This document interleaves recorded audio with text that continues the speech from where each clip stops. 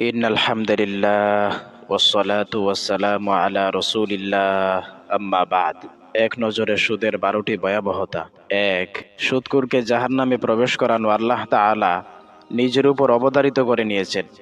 দুই, সুদখোরের উপর রাসূলুল্লাহ সাল্লাল্লাহু আলাইহি ওয়াসাল্লাম অভিশাপ করেছেন। তিন, সুদখোরকে ৭৩ প্রকার শাস্তি দেওয়া হবে। চার, সুদখোরের পেটের ভিতর সাপ ছেড়ে দেওয়া হবে, যা বাহির থেকে দেখা যাবে এবং তা অনবরত তাকে কষ্ট দিতে থাকবে। পাঁচ, সুদের ব্যাপকতার কারণে জনপদ বিরান হয়ে যায় এবং দুর্ভিক্ষ দেখা দেয়। ছয়, জাহান্নামে সর্বদা সুদখোরের মুখে পাথর নিক্ষেপ করা হবে। সাত, সুদখোর কবর থেকে পাগলের মতো উঠবে। আট, সুদখোর কিয়ামতের দিন প্যারালাইসিস রোগীর মতো বিকলাঙ্গ অবস্থায় উঠবে। নয়, সুদখোরের সম্পদ বেড়ে গেলেও অচিরেই তা ধ্বংস হয়ে যাবে বা সুদখোর তার কল্যাণ থেকে বঞ্চিত হবে।